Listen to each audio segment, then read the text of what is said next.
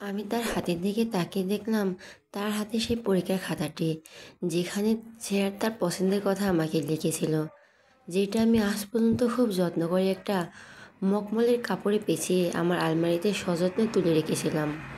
Sir আমার আরও কাছে এসে খাতাটা আমার মুখের সামনে ঝাঁকিয়ে রেগে বলল, কি হলো, কথা বলছো না কেন? জবাব দাও। যদি আমাকে ভালোই না বেসে থাকো, তাহলে এই সামান্য কাগজটা এখনো রেখে দিয়েছো কেন? আর সেই অ্যাকুয়ারিয়ামের দুটো কেন রেখেছো নিজের কাছে? এমনকি বিয়ের পরে শ্বশুরবাড়িও নিয়ে এসেছিলে। তারপর আবার চেঁচিয়ে বলবো, জবাব দাও। আমি শুধু কাঁপা কাঁপা গলায় বললাম, এই কাগজ আপনি কোথায় পেয়েছেন? সে বলতে থাকলো, তোমার আলমারিতে। প্রথম যেদিন তোমাদের বাড়ি গিয়েছিলাম সেই দিনই পেয়েছিলাম। এখন এই কথার কি উত্তর আছে তোমার কাছে, বলো? আমি চুপ করে মাথা নিচু করে চোখ বন্ধ করে কাঁদতে লাগলাম। স্যার আমার আরও কাছে এসে দুহাত দিয়ে আমার মুখ তোলার চেষ্টা করতে করতে বলছে, কি হলো, চোখ বন্ধ করে রেখেছো কেন? আমার দিকে তাকিয়ে বলো, তো তুমি আমাকে ভালোবাসো না? আমি মাথা নিচু করে কেঁদেই যাচ্ছি। আর স্যার বলে যাচ্ছে, কি হলো, তাকাও। তাকাও বলছি। আমি হঠাৎ শক্ত হয়ে তার হাত ছিটকে দিয়ে চেঁচিয়ে বলে উঠলাম, না, ভালোবাসি না। আপনার যদি আমার জন্য খুব অসুবিধা হয় তাহলে বলে দিন, আমি চলে যাব। স্যারের চোখে যেন আগুন জ্বলে উঠল। রাগে সে হুঙ্কার দিয়ে টেবিলটা উপর করে ফেলে দিল। বিছানার পাশে থাকা ল্যাম্প হাত দিয়ে কাঁসার মেরে গর্জন করে বলতে লাগলো, চলে যাবে? ছেড়ে চলে যাবে না? এটাই তো তোমার অস্ত্র। ছেড়ে চলে যাওয়ার তো তুমি খুবই ভালোই পারো। কেন খেলছো আমায় নিয়ে এমন? কি করেছি আমি? আমি স্যারের এই তাণ্ডব দেখে ভয়ে চুপসে গেছি। একবার মনে হলো বলে দেই আমার সব চাপা কথা, কেন আমি এসব বলছি, কিন্তু পারলাম না, কিছু বলতে পারলাম না। যখনই এই কথাটা মুখে আনতে যাই, একরাশ নীরবতা আমাকে ছেয়ে যায়। বুকের চাপা কষ্টে কথাটা আমার মুখ দিয়ে বের হতেই চায় না। মুখ পর্যন্ত আসতেই তীব্র ব্যথা অনুভব হয়। তাছাড়া আমি আগের থেকে কষ্টের সময়, কান্নার সময় যা বলার দরকার তা ঠিকমতো সাজিয়ে বলতে পারি না। সব কিছু গুলিয়ে ফেলি। আমার জীবনের সবচাইতে কষ্টের এই সত্যিটি আমি মুখ দিয়ে উচ্চারণও করতে পারি না। কেউ যদি শুনে তাহলে হয়তো তার মন হতেই পারে, কেন আমি বলতে পারি না? বলে ফেললেই তো হয়, কিন্তু এই মন জিনিসটা যে সব থেকে বড় অদ্ভুত। কখন কি করার কিছুই বোঝা যায় না। আর কাউকে ভালোবাসলে তখন তো আমাদের সম্পূর্ণ হাতের বাইরে চলে যায়। খুব কষ্ট হয়, খুব। বুকের ভেতরটা যেন কেউ ক্রমাগত ছুরি দিয়ে ক্ষতবিক্ষত করে দিচ্ছে।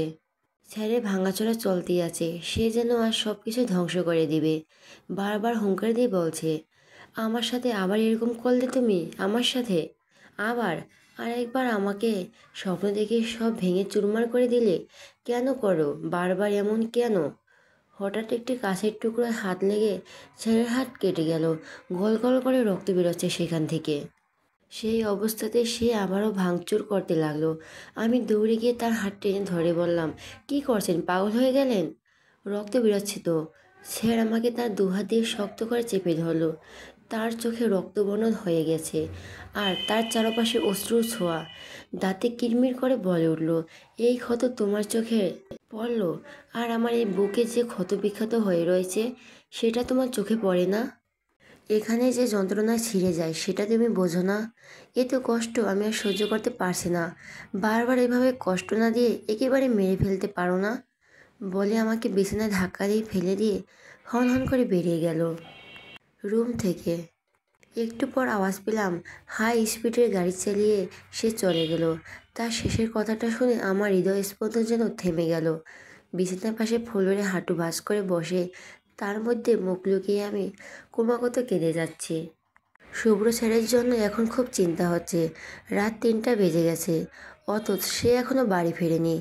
যেভাবে রাগ করে বাড়ি থেকে বের হলো, না জানি কোথায় গেছে, কী করছে। বারবার ফোনে তাকে ট্রাই করে যাচ্ছি, কিন্তু প্রতিবারই বন্ধ আসছে। আমার খুব চিন্তা লাগছে, কেমন যেন অস্থির অস্থির লাগছে খুব। সকালে ভোরে স্যারের নাম্বারে একটা রিং বাজতে না বাজতেই আমি উত্তেজিত হয়ে দাঁড়িয়ে রিসিভ করে হ্যালো বলতেই উপাস থেকে কিছু বলতেই আমার হাত থেকে ধপ করে ফোনটা মাটিতে পড়ে গেল। তারপর সকালে ভোরে স্যারের নাম্বার থেকে একটা রিং বাজতে না বাজতেই আমি উত্তেজিত হয়ে দাঁড়িয়ে রিসিভ করে হ্যালো বলতেই ওপাশ থেকে কিছু বলতেই আমার হাত থেকে ধপ করে ফোনটা মাটিতে পড়ে গেল। তারপর আমি কিভাবে হসপিটালে পৌঁছালাম জানি না। আমার সমস্ত পৃথিবী যেন ঘুরছে। স্যারের নাম্বার থেকে হসপিটালে একজন ডাক্তার ফোন করেছিল। সে শুধু বলল, এই ফোন যার তার অ্যাক্সিডেন্ট হয়েছে, ব্যাস। আর আমি বাকিটুকু শুনতে পাইনি। আমার পুরো শরীর থরথর করে কাঁপছে। মনে হচ্ছে একটা ঘোরের ভেতরে চলে গেছি। কোনো মতে রিসেপশনে দাঁড়ানো মেয়েটিকে কাঁপতে কাঁপতে বললাম, অ্যাক্সিডেন্ট করেছে, সে কোথায়? মেয়েটির চোখ গোল গোল করে বলল, একটু আগে অ্যাক্সিডেন্টে আসা একটি পেশেন্ট মারা গেছে। আপনি কি তার কথা বলছেন? কথাটি শুনে আমি স্তব্ধ হয়ে পড়লাম। সাথে সাথে লুটিয়ে পড়লাম মাটিতে। তারপর আর কিছুই মনে নেই। সেন্স ফিরে আসলে দেখলাম আমি একটা বেডে শুয়ে আছি। আর আমার পাশে শুভ্র স্যার, হাতে ব্যান্ডেজ, মাথায় ব্যান্ডেজ নিয়ে সামান্য ভুরু কুঁচকে আমার দিকে তাকিয়ে আছে। আমি সঙ্গে সঙ্গে উঠে বসে তার বুকে ঝাঁপিয়ে পড়ে তাকে জড়িয়ে ধরে জোরে জোরে চিৎকার করে কাঁদতে লাগলাম। আশেপাশে ডাক্তার নার্স সব জড়ো হয়ে গেছে। স্যার সবার সামনে এভাবে আমার জোরে জোরে কাঁদায় একটু অস্বস্তি অনুভব করছে।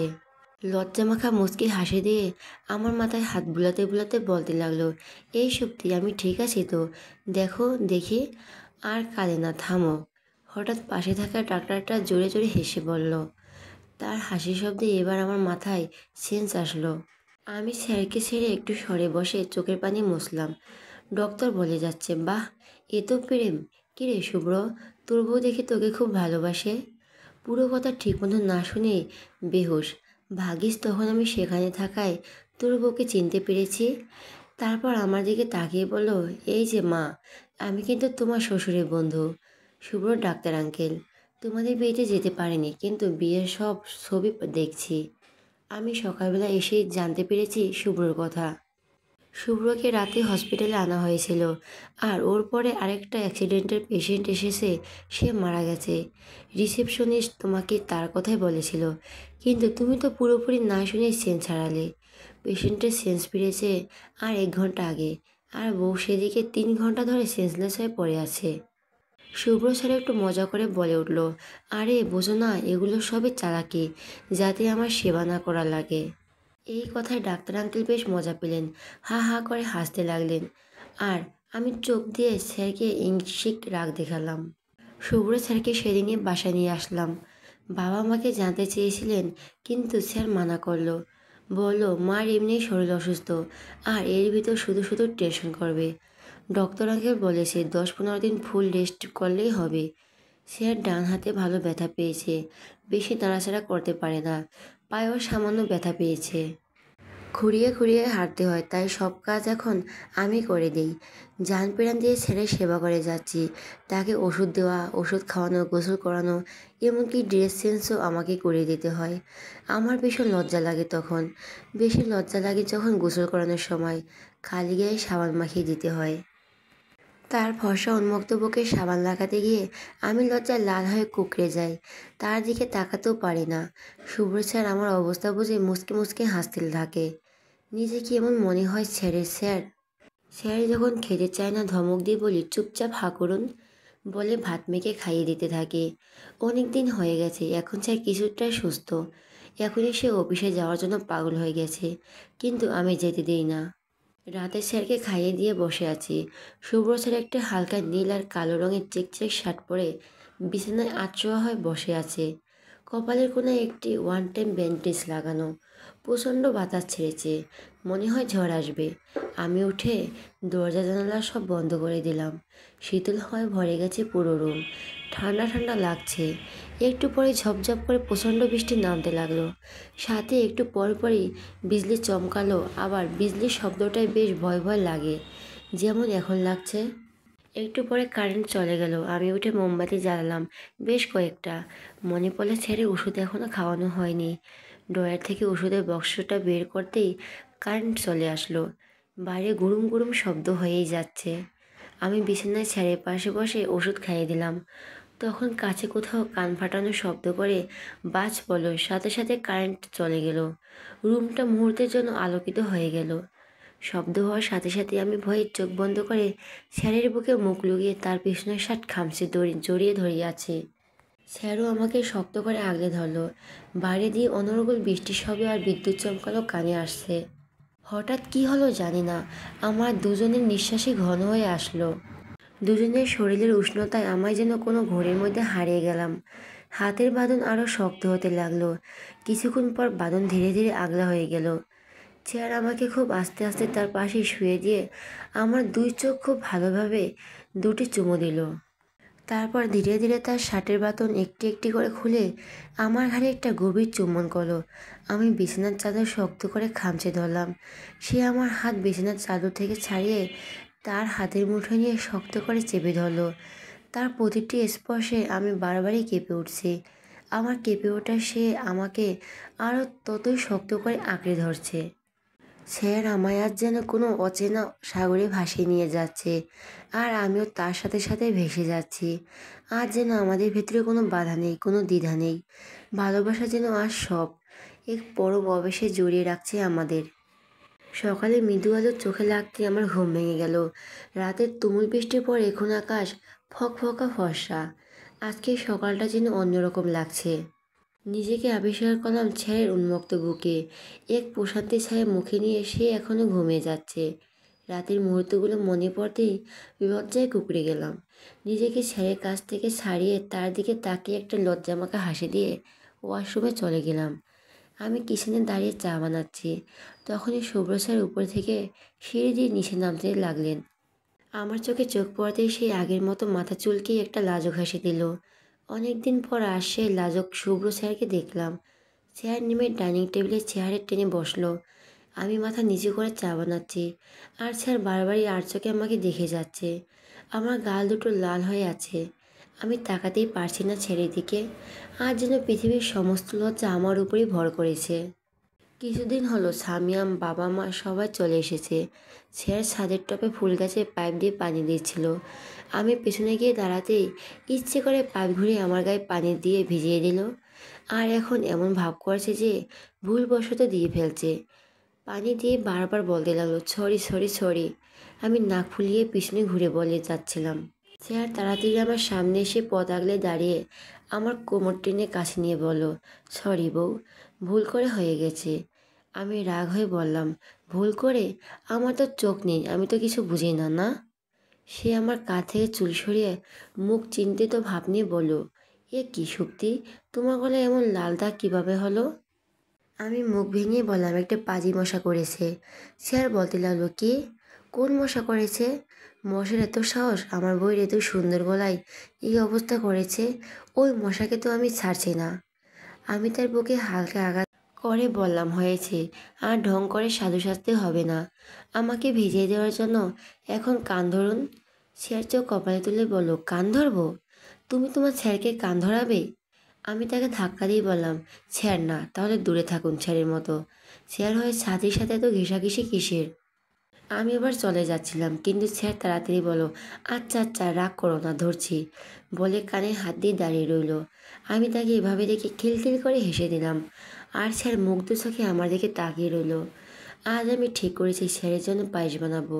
স্যার আমাকে যেভাবে শিখিয়ে দিয়েছিল সেইভাবেই। যেই ভাবা সেই কাজ। কোমরে আঁচল গুছিয়ে আমি নেমে পড়লাম পায়েস বানাতে। রাতে শুভ্র স্যার যখন অফিস থেকে আসলো, আমি তার সামনে পায়েসের বাটি টেনে রাখলাম। স্যার বাটির দিকে তাকিয়ে এক্সাইটেড হয়ে বলল, ওয়াও, নুডলস। আমি তাড়াতাড়ি বললাম, নুডলস না, পায়েস আমি বানিয়েছি। স্যার তাড়াতাড়ি এক চামচ মুখে দিল। আমি নার্ভাস হয়ে জিজ্ঞাসা চোখে তাকিয়ে রইলাম। স্যার মুখে একটি চমকপ্রদ এক্সপ্রেশন দিয়ে হাত দিয়ে দেখালো, অসাধারণ। আমি খুব খুশি হয়ে বললাম, সত্যি? আমি একটু খেয়ে দেখি তো। এক চামচ হাতে নেওয়ার আগেই স্যার দ্রুত আমার সামনে থেকে বাটি সরিয়ে বলল, একদম না, আমার জন্য বানিয়েছ, সব আমি খাবো, তুমি একটুও পাবে না, বলে স্যার খুশি মনে খুব দ্রুত খেতে লাগলো। আমি তো সেই খুশিতে স্যারের তো পছন্দ হয়েছে। তার খাওয়া শেষ হলে আমি খালি বাটির নিচে বাড়ি চলে আসলাম। কিছুক্ষণ পর ফিরে আসলাম পায়েসের একটি পেজে, হাতে মুখে থমথম করে। কারণ নিচে যাওয়ার সাথে সাথেই স্বামী আমার সামনে পায়েসের পিরিচ নিয়ে বলল, ভাবি, এই পায়েস কে বানিয়েছে? কি বিচ্ছিরি! কিচেনে পায়েস দেখে আমি এক পিরিচ তুলে নিয়েছিলাম খাওয়ার জন্য, কিন্তু এক চামচ মুখে দিতে পারিনি। আমি ওর কথা শুনে অবাক হয়ে ওর হাত থেকে পায়েস নিয়ে এক চামচ মুখে দিতেই বমি চলে আসলো। এটা কি পায়েস? মনে হচ্ছে চিনির জায়গায় লবণ দিয়ে ফেলছি। এই পায়েস স্যার পুরো এক বাটি খেলো কী করে? আমার রীতিমতো কান্না পাচ্ছে। লবণের বদলে চিনিটা ঠিকমতো দিলে কি সুন্দর ভালো হতো। এমন ভুল আমি করলাম কিভাবে? স্যারের সামনে গিয়ে বললাম, আপনি আমাকে মিথ্যে বলছেন কেন? এই পায়েস তো খাওয়ার উপযুক্তই না। স্যার আমার দিকে এক পলক তাকিয়ে আমার হাত টেনে তার পাশে বসিয়ে বলল, কই, আমার তো বেশ লেগেছে। তুমি আমার জন্য বানিয়েছো? আমি না খেয়ে পারি? আমি কাঁদো কাঁদো করে বললাম, আপনার এই বিচ্ছিরি পায়েস খাওয়ার কি দরকার ছিল? আমি তো এক চামচ খেতেই পারলাম না। স্যার আমাকে তার বুকে টেনে বলল, তোমার হাতের বিশ্ব আমার কাছে অমৃত। আমি তাও এক চুমুকও খেতে পারি। আমি বললাম, কেন? স্যার বলল, এখনও তোমার জিজ্ঞাসা করতে হয় কেন? আমি আরও কিছু বলতে নিলাম, কিন্তু তার আগেই স্যার আমাকে থামিয়ে দিয়ে বলল, চুপ, আর কিছু বলো না। কিছুক্ষণ এভাবে থাকো তো আমার বুকে। তারপর দিন পুরো বাড়িতে গোছগাছ চলছে। ছেড়ে যেই ফুফু বিদেশে থাকে সে আজ প্রায় 2 বছর পর আসছে। বিকেলে তারা চলে আসলো। স্যার তাদেরকে এয়ারপোর্ট থেকে নিয়ে এসেছে। তাদের আসার কথা শুনে আমি নিচে নেমে সামনে আসলাম। একটি মধ্যবয়স্ক মহিলা আর স্যারের পেছন থেকে হঠাৎ একটি মেয়ে বেরিয়ে এলো। পরনে টপস আর জিন্স। মেয়েটির চেহারা দেখে চোখ যেতেই বুকের ভেতর চিনচিনে ব্যথা করে উঠল। আমার সমস্ত পৃথিবী যেন উল্টে গেল, কারণ আমার সামনে যে মেয়েটি যাকে আমি স্যারের সাথে দেখেছিলাম। মেয়েটি বেশ সুন্দরী, চেহারা একটি দুঃখী দুঃখী ভাব, পুরনো ক্ষতটা যেন আবার জেগে উঠেছে। পাশ থেকে মা আমাকে বলল, এই তোমার ছোট ফুপু শাশুড়ি আর তার মেয়ে।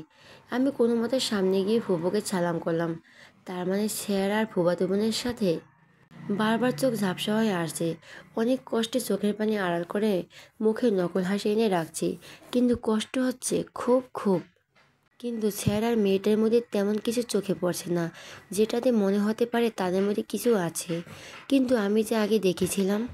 হঠাৎ স্যার রুমে এসে অত্যন্ত দুঃখী হয়ে বলল, তার অফিসে কোনো কাজে কিছুদিনের জন্য চট্টগ্রাম যেতে হবে এখনই। স্যার খুব দ্রুত ব্যাগ গুছিয়ে নিল। যাওয়ার সময় আমাকে জড়িয়ে ধরে, তোমাকে খুব মিস করব। আমার একটু যেতে ইচ্ছে করছে না, কিন্তু বাবা বলো তাই যেতে হচ্ছে। আমাকে কিন্তু ফোন করবে। আমি একটু পরপরই ফোন করব কিন্তু। আমি চুপচাপ শুনে যাচ্ছি, কিছু বলছি না। স্যার আমাকে ছেড়ে কপালে একটা চুমু দিয়ে বলল, ভালো থেকো। তারপর চলে গেল। আমি এখানে আরও কান্না পাচ্ছে। বাথরুমে গিয়ে শাওয়ার অন করে অনেকক্ষণ কাঁদলাম। সারাদিন চুপচাপ বসে থাকি, কিছুই ভালো লাগে না। স্যার একটু পরপরই ফোন করে, সে একা একাই কথা বলতে থাকে। আমি শুধু হুঁ হাঁ করি। স্যারও মন খারাপ করে আমার এই নীরবতা। সে মেয়েটির নাম রুহি, আমার থেকে বড়।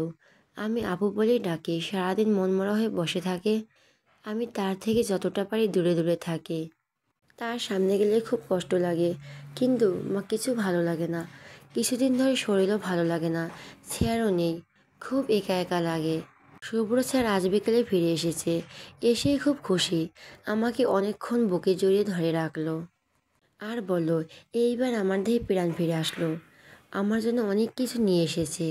আমি বেশি আগ্রহ দেখালাম না। রাতে সে যখন আমার কাছে আসতে চাইলো, আমি বাধা দিয়ে অন্যদিকে ঘুরে শুয়ে রইলাম। স্যারও কিছুক্ষণ অন্যদিকে ফিরে শুয়ে থাকলো। একটু পর উঠে ব্যালকনিতে গিয়ে দাঁড়িয়ে রইলাম। আমি এখান থেকেও দেখতে পেলাম স্যার একটু পর পর চোখ মুছছে। স্যার যে খুব কষ্ট পেয়েছে তা বুঝতে পারলাম। কষ্ট আমারও লাগছে। সারা রাত স্যার ব্যালকনিতে দাঁড়িয়ে রইল। আমারও চোখে আর ঘুম আসলো না। ভোরে আজান দিলে স্যার ভেতরে আসলো। তার চোখের দিকে তাকিয়ে আমার বুকে ছ্যাঁক করে উঠল।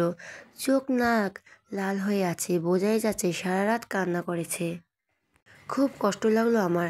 আমি তখনই একটা সিদ্ধান্ত নিলাম, অনেক হয়েছে এসব, আমি আর আগের কথা ভাববো না। স্যার যদি আগে তার ফুফাতো বোনের সাথে রিলেশন করে থাকে তাহলে করেছে, এখন তো আর করছে না। স্যার তো আমাকে কত ভালোবাসে। আমি তার স্ত্রী, তার উপর এখন শুধু আমার অধিকার। আগের কথা ভেবে ভেবে আর নিজেকে কষ্ট পাবো না, আর স্যারকেও দিব না। পুরনো কথা সব মাটি চাপা দিয়ে আমি আর শুভ্র স্যারকে বলবো যে আমি তাকে কতটা ভালোবাসি। বিকেলে আমি স্যারের ফোনে মেসেজ পাঠিয়ে তাকে একটু তাড়াতাড়ি আসতে বললাম। একটি আকাশি রঙের জর্জের শাড়ি পরলাম আর হাত ভরে চুড়ি। স্যার এখনও আসছে না কেন দেখার জন্য বাইরে বেরিয়ে রুহি আপুর রুমের সামনে দিয়ে যেতেই কানে এলো। স্যার এখনও আসছে না কেন দেখার জন্য বাইরে বেরিয়ে রুহি আপুর রুমের সামনে দিয়ে যেতেই কানে এলো রুহি আপু কাঁদছে। আমি আস্তে আস্তে দরজা ঠেলে ভেতরে ঢুকলাম। তার কাছে যেয়ে তার কাঁধে হাত রাখতে সে ঘুমে আমাকে জড়িয়ে ধরে খুব কাঁদতে লাগলো। আর বলতে থাকলো, সত্যি বলো তো, আমার সাথে এমন কেন করলো? কী দোষ করেছিলাম আমি? আমি তো শুধু ওকে মন প্রাণ দিয়ে ভালোবেসেছিলাম, কিন্তু ওর এসবে কিছুই যায় আসে না। বিয়ে করে কি সুন্দর বউ নিয়ে সুখে আছে, আর আমি কষ্টের আগুনে পড়ছি। রুহিয়াপু কেঁদেই যাচ্ছে, নিজেকে তার সামনে বড্ড অপরাধী লাগছে। মনে হচ্ছে তার এই কষ্টের কারণ আমি। বুকের ভেতরটায় আরও ফেটে যাচ্ছে, সাথে রাগ উঠছে, প্রচণ্ড রাগ। রুমে যেতে শুভ্র স্যার আমার কাছে এসে হাত ধরে উগ্নিন মুখে জিজ্ঞাসা করলো, তোমার কি শরীর খারাপ? আর্জেন্ট ডেকে পাঠালে হঠাৎ? তার ছোঁয়ায় আমার শরীর কাঁটা দিয়ে উঠল। আমি সমস্ত শক্তি দিয়ে তাকে ধাক্কা দিয়ে চেঁচিয়ে বললাম, একদম শোবেন না আমায়, দূরে যান।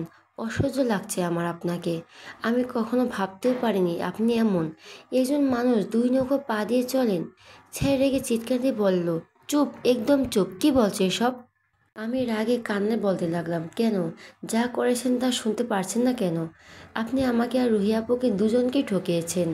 স্যার অবাক হয়ে ভুরু কুঁচকে বলল, রুহি? কেন, আপনি রুহি আপুর সাথে আপনি রিলেশন করতেন না?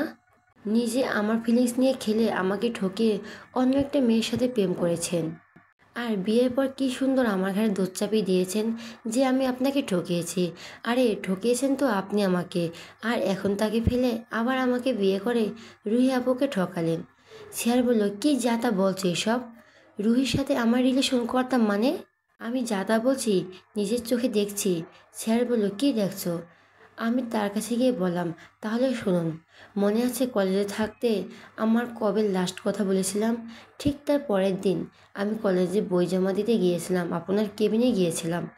যখন আপনি রুহি আপুর হাতে হাত রেখে কথা বলছিলেন আর আপু আপনাকে জড়িয়ে ধরেছিল, সেদিনও আমি আপনার ল্যাপটপে আমি আপনার আর তার একসাথে ছবি দেখেছি। আর এরপর আশা করেন এত কিছু দেখে আমি আপনার সাথে তখন কথা কন্টিনিউ রাখতাম, আর এসবও সব ভুলে স্বাভাবিক থাকতাম। আমার মন ভেঙেছেন আপনি, খুব নিষ্ঠুরভাবে। স্যার আমার কথা শুনে একটু পিছিয়ে গিয়ে দুহাত দিয়ে মাথা চুলুয়ে পিছনের দিকে থমকে দাঁড়ালো। তারপর আমার সামনে এসে বলল, তুমি এই কারণে আমার সাথে এতদিন ধরে এমন করে যাচ্ছ? এই কারণে? রুহিকে আমি না, অন্য একটা ছেলে ঠকিয়েছে, যাকে সে প্রচণ্ড ভালোবাসতো। ছেলেটির সাথে রুহি পালিয়ে গিয়ে বিয়েও করেছিল, কিন্তু ছেলেটি বিয়ের পরে পরক্রিয়া করে রুহিকে ধোঁকা দেয়। রুহি আমার ফুফাতো বোন, আমার সমবয়সী। রুহি ছোট থেকে বিদেশে বড় হয়ে আসছে, ওর চলাফেরাও তেমন। যেদিন কথা বলছো তুমি, সেদিন রুহি আমার কেবিনে ওই ছেলেটার পরক্রিয়ার কথাই বলে কাঁদছিল। আর ইমোশনাল হয়ে ও আমাকে জড়িয়ে ধরে, যেহেতু ওর কালচারে এটা কোনো ব্যাপার না, কিন্তু তবুও আমার ওর জড়িয়ে ধরা ভালো লাগেনি। এত কিছু যখন দেখছো, তখন আরেকটু দাঁড়িয়ে এটা কেন দেখলেন না যে আমি সাথে সাথে ওকে নিজে থেকে ছাড়িয়ে দিয়েছিলাম? আর ল্যাপটপে যেই ছবির কথা বলছো, ফুফাতো বোনের সাথে একটি ছবি তোলা কি খুব অন্যায়? ওই ছবিটা যদি একটু চেঞ্জ করে দেখতে, পুরো ল্যাপটপ ভরে তোমার ছবি ছিল। আমার বিশ্বাস হচ্ছে না যে তুমি সামান্য এই কারণের জন্য আমার সাথে এতদিন এমন করছো। শুধু একবার এসে যদি জানতে চাইতে সত্যিটা কি, কিন্তু না, তুমি কিছু না বলে গা ঢাকা দিয়ে দিলে। আমি পাগলের মতো ভালোবেসেছি তোমাকে। আর তুমি জানো, যখন হঠাৎ করে উধাও হয়ে গিয়েছিলে, তখন আমার কী অবস্থা হয়েছিল? দম বন্ধ হয়ে আসতো, আমি ঘুমাতে পারতাম না। 2 বছর আমি শান্তিতে ঘুমাইনি। মাঝে রাতে হঠাৎ করে উঠে কাঁদতে থাকতাম, ভেতরে ভেতরে শেষ হয়ে যাচ্ছিলাম। বারবার মনে একই প্রশ্নে আঘাত হানতো, কেন তুমি এমন করলে? বোঝো এটা কতটা কষ্টের। পাগল হয়ে গিয়েছিলাম জাস্ট। তুমি আমাকে যতটা কষ্ট দিয়েছো, তার জন্য তোমাকে আমি কোনোদিনই মাফ করবো না, কোনোদিনই না। স্যার চাপা রাগ নিয়ে কান্না করা কথাগুলো বলছিল, আর আমি তার মুখে এই কথাগুলো শুনে স্তব্ধ হয়ে গিয়েছিলাম। মুখ দিয়ে কোনো কথাই বেরোচ্ছিল না। স্যার আবার বলল, আমার কথা যদি বিশ্বাস না হয়ে থাকে তাহলে রুহিয়ে গিয়ে জিজ্ঞেস করো। কথাগুলো বলে সে চরম রাগ নিয়ে রুম থেকে বেরিয়ে গেল। আমি দুহাত দিয়ে চোরগুলো খামচে ধরলাম। নিজের ওপর প্রচণ্ড রাগ লাগছে। এটা আমি কি করেছি? এতটা ভুল বুঝেছি স্যারকে? ছোট্ট একটা ভুল বোঝাবুঝির জন্য এতটা কষ্ট দিয়েছি স্যারকে। কেন এভাবে কথা চেপে রেখে স্যারকে গিয়ে বললাম না? একবার যদি কথাগুলো তাকে জানাতাম, আমার আর রুহি আপুকে জিজ্ঞেস করতে হবে না। স্যারের মুখের কথাই আমার কাছে যথেষ্ট। নিজেকে খুন করে ফেলতে ইচ্ছে করছে। এই আমি ভালোবাসি শুভ্র স্যারকে। ভালোবাসলে কি করে এতটা ভুল বুঝতে পারলাম? আমি তাকে যে কষ্ট দিয়েছি, তারপর স্যারের আমাকে ক্ষমা না করাটাই উচিত। আমি তার ক্ষমারও যোগ্য না। অধর ধারায় অশ্রুর বন্যা ভাসিয়ে আমি বসে বসে কাঁদতে লাগলাম আর ছেড়ে ফিরে আসার অপেক্ষা করতে লাগলাম, কিন্তু স্যার সারা রাত আর ফিরে আসলো না। তার পরের দিন সকালে একবার এসে 2 মিনিটের জন্য মার সাথে কথা বলে চলে গেল। আমাকে কিছু বলারও সুযোগ দিচ্ছে না। বারবার ফোন করি কিন্তু ফোন রিসিভ করে না। এই অপরাধী অনুভূতি নিয়ে আমি ভেতরে ভেতরে দগ্ধ হতে লাগলাম। স্যার সারাদিন অফিসে কাটায়, বাসায় আসলেও 5-10 মিনিট পরেই চলে যায়। ভুলেও রুমে যায় না। সবার সামনে আমি কিছু বলতেও পারি না। যাওয়ার সময় পেছন থেকে ক্রমাগত ডাকতে থাকি, তবুও ফিরেই তাকায় না। 2 দিন পর সে একটা ফাইল নেওয়ার জন্য রুমে আসতেই আমি তার পা ধরে অঝরে কেঁদে উঠি। স্যার বারবার পা ছাড়ানোর চেষ্টা করে, কিন্তু আমি আরও শক্ত করে চেপে ধরে কেঁদে কেঁদে বলতে থাকি, স্যার প্লিজ, আপনি আমাকে যেই শাস্তি দেওয়ার দিন, যত বড় শাস্তি হোক না কেন আমি মাথা পেতে নেব, কিন্তু এভাবে দূরে দূরে থাকবেন না। আমাকে মাফ করে দিন স্যার, মাফ করে দিন। স্যার আমাকে হাত দিয়ে উঠিয়ে ধরে বলল, কেন? তোমার তো আমাকে সহ্য হয় না, তাই না? আমাকে যেন আর দেখতে না হয়, তাই তো আমি সেই ব্যবস্থা করেছি, বলে আমাকে ধাক্কা মেরে চলে গেল। আমি আর দাঁড়িয়ে দাঁড়িয়ে কাঁদতে থাকলাম।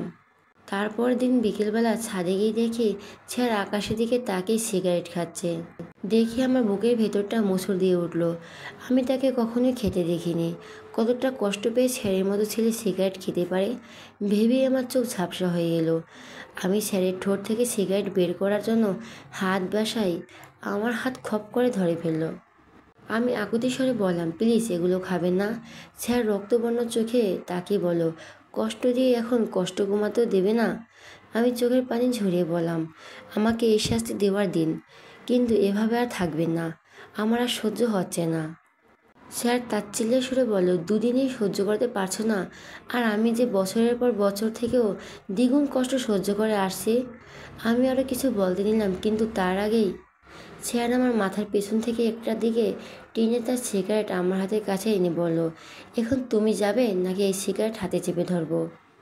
স্যার আমাকে আগুনের ছেঁকার ভয় দেখাচ্ছে।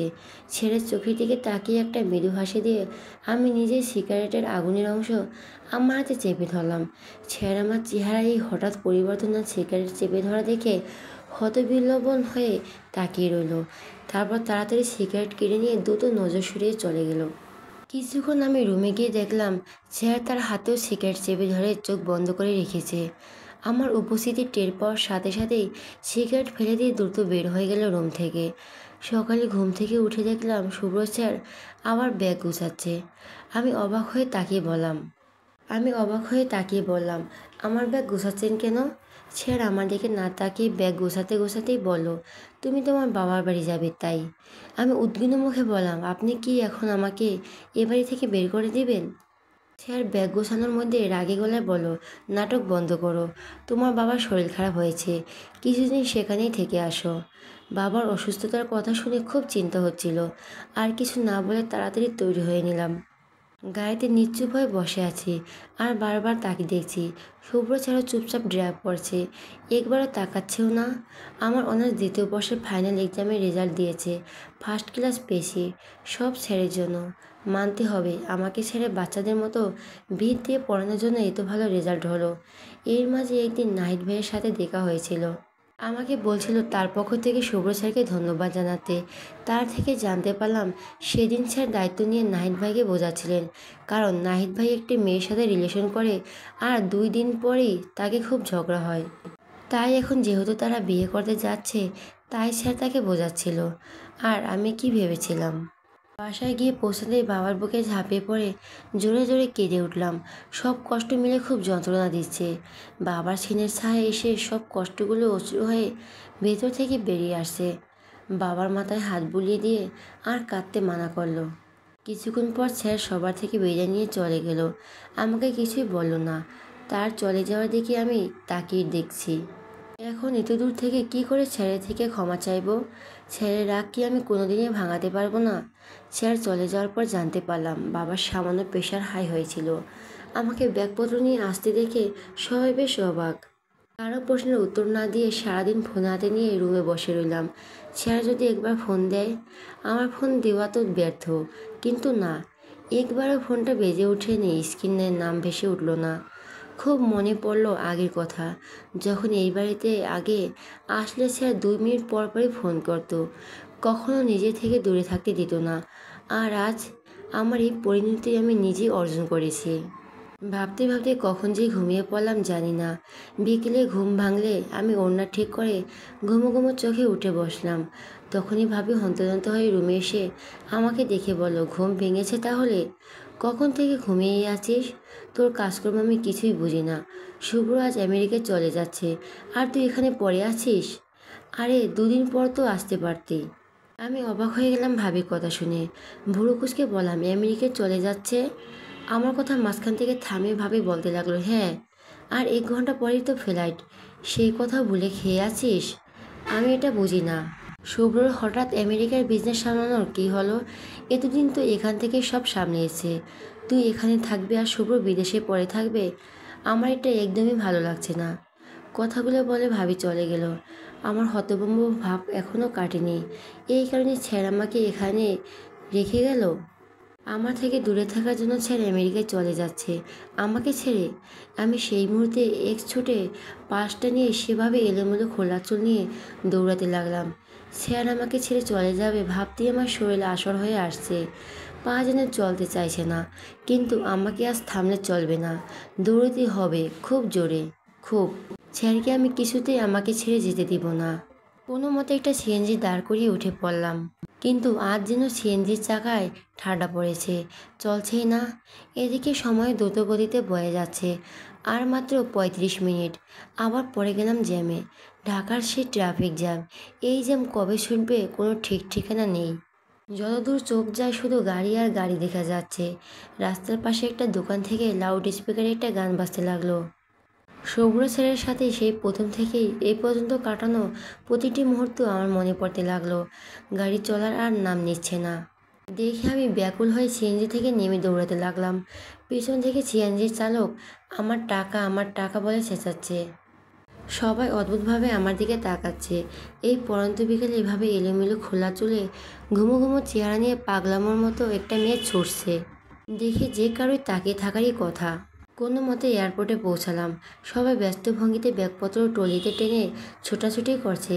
পাশে একটি 5-6 বছরের বাচ্চা বসে বসে চকলেট ক্যান্ডি খাচ্ছে। চারপাশে অসহায়ের মতো চোখ বুলাতে লাগলাম। হঠাৎ 1 সেকেন্ডের জন্য মনে হলো আমি দেরি করে ফেলছি। স্যার চলে গেছে আমাকে ছেড়ে। মুহূর্তের মধ্যে এক বুক শূন্যতায় গাল বেয়ে অশ্রু গড়িয়ে পড়ল। সামনে তাকানো অবস্থায় 2 পা পিছিয়ে পিছাতেই কারোর সাথে মৃদু ধাক্কা খেলাম। ঘুরে তাকাতেই দেখলাম শুভ্র স্যার। সেও মাথা নিচু করে হাসছিল। ধাক্কা লাগায় সরি বলার জন্য আমার দিকে তাকাতেই সে অবাক হয়ে গেল। পরক্ষণে তার চোখে এক চাপা কষ্ট জায়গা করে নিল। স্যারকে দেখে আমি কাঁদতে কাঁদতে খুশি হয়ে গেলাম। শুভ্র স্যার আমাকে পাশ কাটিয়ে চলে যেতে নিল।